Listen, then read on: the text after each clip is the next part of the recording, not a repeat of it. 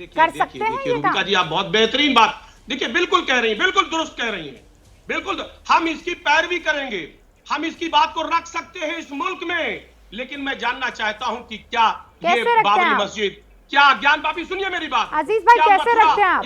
Car सेवकों पर गोली चलाकर ऐसे बात रखते हैं आप? लेकिन अरे मेरी बात सुन तो ले, मेरी बात कंप्लीट करने दे।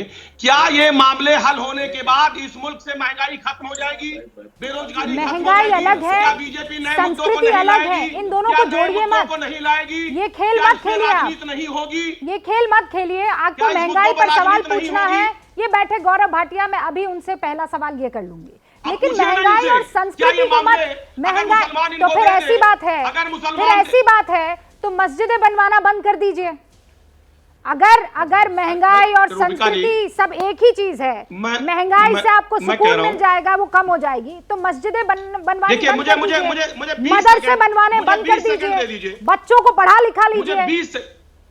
मुझे 20 सेकंड दे दीजिए, केवल 20। अगर इस मुल्क का भला अगर इन मंदिरों को, मस्जिदों को देने से है, तो मैं इस मुल्क के मुसलमानों से अपील करूंगा कि इसे दे दिया जाए और उसके साथ साथ इस मुल्क को बचा लिया जाए महंगाई से, बेरोजगारी से, गरीबी से, कौमी इत्तेहाद पैदा किया जाए। आप क्यों देंगे? कोई कह रहा है आपको देने के लिए? कोई नहीं कह रहा है। अगर इसे देने से, कोई नहीं कह रहा है ये मुल्क बच सकता है, तो बचा लिया कोई नहीं कह रहा है। मैं आपसे कह रही हूँ, आपने कहा तो आप फिर अपने धार्मिक स्थलों को फिर उसको कॉम्प्रोमाइज कीजिए। संस्कृति, महंगाई, ये दोनों अलग चीज है। गौरव भाटिया, चूंकि आप लोग महंगाई से डील नहीं कर पा रहे हैं, तो ये नया नवेला मुद्दा लेकर आए हैं।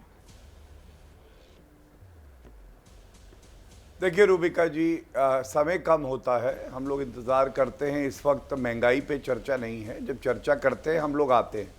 लेकिन जो बड़ी बात है, आपके चैनल पे ये पूछना चाहूँगा, अगर छुपाने के लिए कुछ नहीं है, अगर इनकी दाढ़ी में तिनका नहीं, या ये कहें इनकी दाढ़ी पूरी तिनकों वाली नहीं है, तो जो सर्वे हो रहा है, जो वीडियोग्राफी हो रही है, ये हो जाने दीजिए।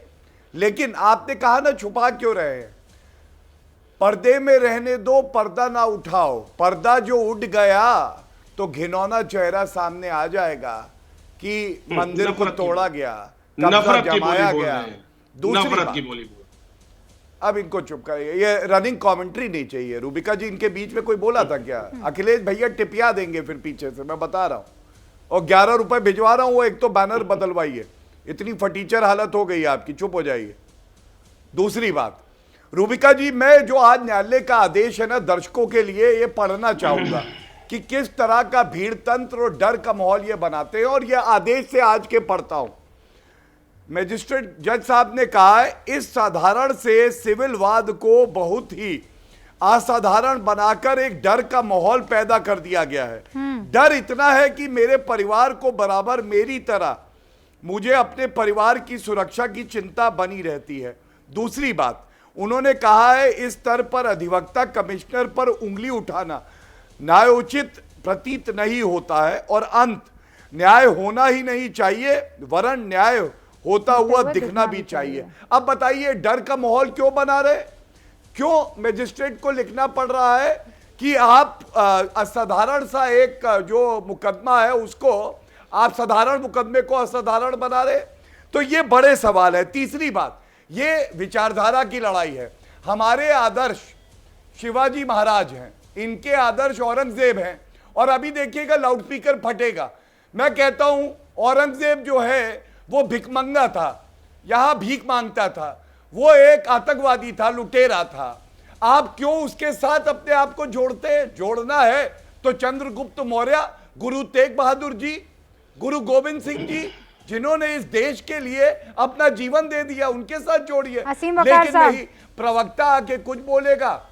आज राहुल गांधी, सोनिया गांधी, अखिलेश यादव, ममता बनर्जी, अरविंद केजरीवाल, इनके मुंह में दही जम गई।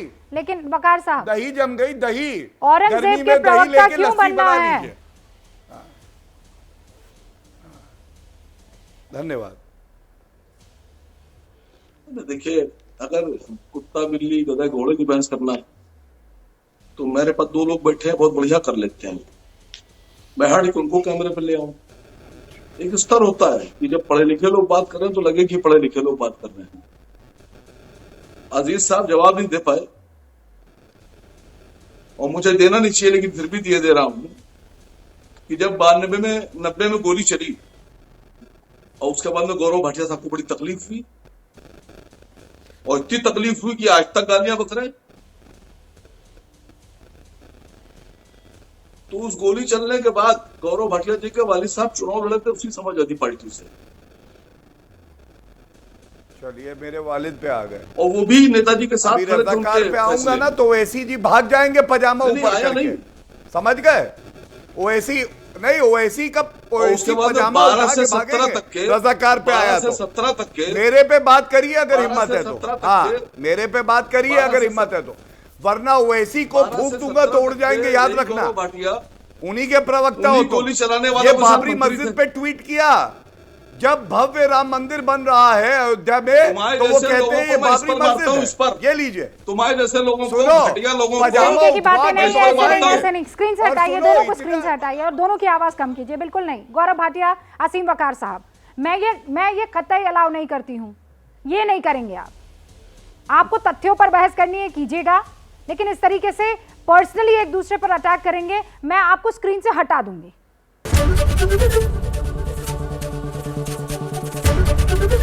एबीपी न्यूज आपको रखे आगे।